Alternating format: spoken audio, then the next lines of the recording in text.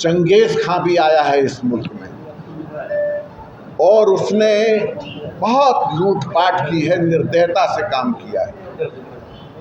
तो औरंगजेब की कब्र को ढूंढने वाले उसके पहले जो आकर के लूट चुका है हिंदुस्तान को, चंगेज़ खां की भी कब्र को ढूंढें और उसको भी थोड़ा निपटाने का काम करें।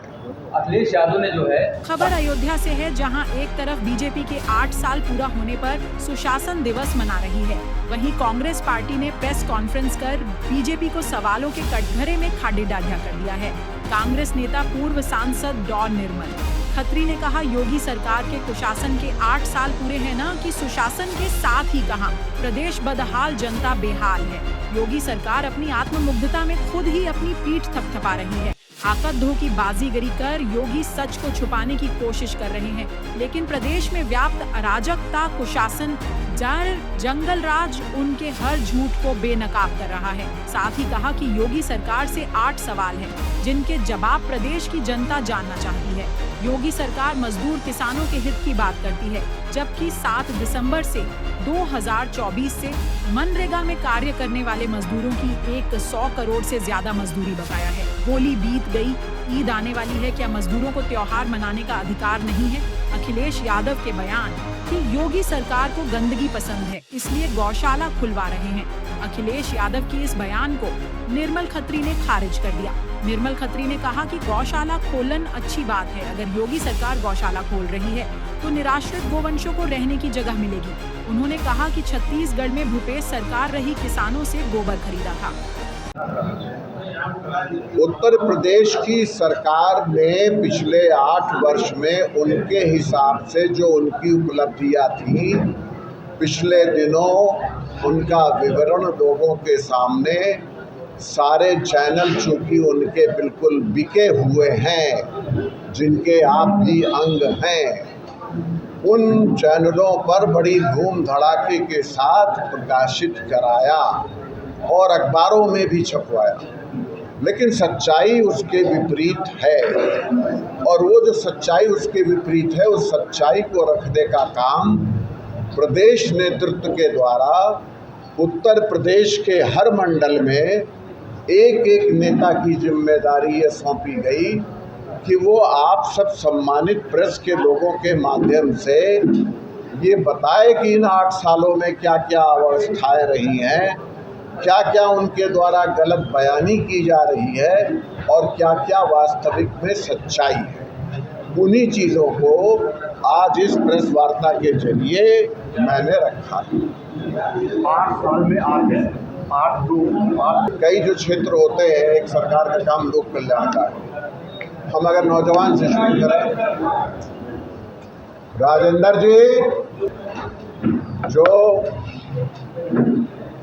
नौजवान बेरोजगारी पिछले 8 वर्षों में हमने देखा कि सबसे ज़्यादा परीक्षाएं लीक हुई,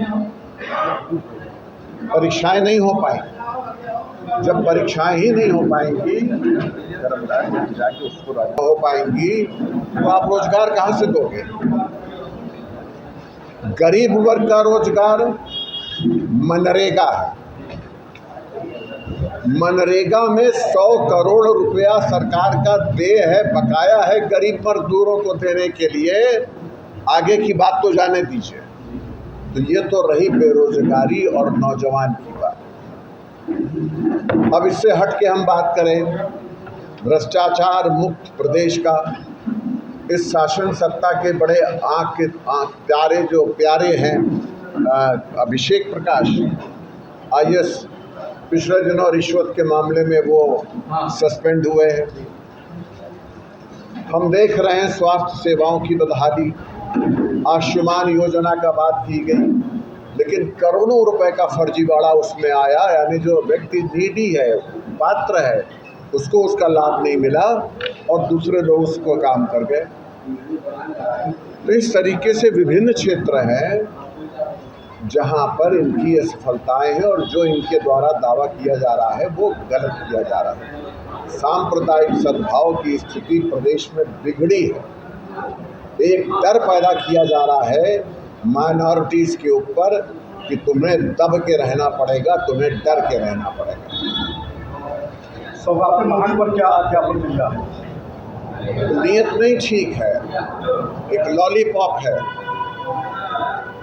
आखिर सवाल यह है कि इतने वर्षों में अब चीज़ याद आई। बहुत अच्छा है, कभी कभी बहुत सी योजनाएं आदमी को 10 साल बाद याद आती हैं, लेकिन जो मैं समझ रहा हूँ कि आज अंतर्राष्ट्रीय स्तर पर मोदी जी की जो छवि खराब हुई है, जो अरब मुल्क हैं वो सब बहुत दिनों से हिंदुस्तान के साथ रहे, हिंदुस्तान से उनके अच्छे रिश्ते रहे, आज वहाँ बौखलाहट है। तो उस चीज़ को ख़त्म करने के लिए इन्होंने ये एक पिटारा खोला है कि नहीं देखिए हम ईद पर सौगात दे रहे हैं। योगी सरकार के महाकुंभ जब में कांग्रेस का सबसे ज़्यादा दखलंदाजी रहा, विपक्ष का हमेशा विरोध रहा। क्या कांग्रेस महाकुंभ को लेके कौन विरोध करेगा? कांग्रेस ने कराया है महाकुंभ। पंडित नेहरू जी जब प्रधानमंत्री थे तो धोती और बनियाइन में उनकी फ़ोटो आपने देखी होगी कि कुंभ में स्नान कर रहे थे, और इस समय जो प्रधानमंत्री हैं वो ट्रैक सूट में स्नान कर रहे थे। तो कांग्रेस क्यों इन चीज़ों का विरोध करेगी? कुंभ के भीतर अगर कोई अव्यवस्था है तो उसकी बात जरूर करेगी, विभिन्न पार्टियां करेंगी, चाहे वो कांग्रेस हो चाहे कोई और हो। मंत्री औरंगजेब को लेकर तमाम चर्चाएं होती हैं, उसको क्या है? भाई सवाल ये है कि क्या हमें गड़े मुर्दों को उखाड़ने से कुछ मिलने वाला है? हम आज और आने वाले कल का भविष्य कैसे बना सकते हैं, हमें इस पर विचार करना चाहिए। हम किसी की कब्र की खुदाई करके इस देश को महान बना देंगे और किसी को दफना करके इस देश को महान बना देंगे। और अगर औरंगजेब के पीछे भी लोग पड़े हुए हैं जिस एंगल से, मैं उनको कतई एक अच्छा शासक नहीं समझता। मुगल शासकों में मेरी निगाह में वो एक अच्छे शासक नहीं थे जो बाकी लोग थे, लेकिन अगर वो बाहर से आए हुए थे और बाहर से आकर के उन्होंने इस मुल्क में बादशाहत की और जुल्म किया, तो उसके पहले चंगेज़ खां भी आया है इस मुल्क में और उसने बहुत लूटपाट की है, निर्दयता से काम किया है। तो औरंगजेब की कब्र को ढूंढने वाले उसके पहले जो आकर के लूट चुका है हिंदुस्तान को, चंगेज़ खां की भी कब्र को ढूंढें और उसको भी थोड़ा निपटाने का काम करें। अखिलेश यादव ने जो है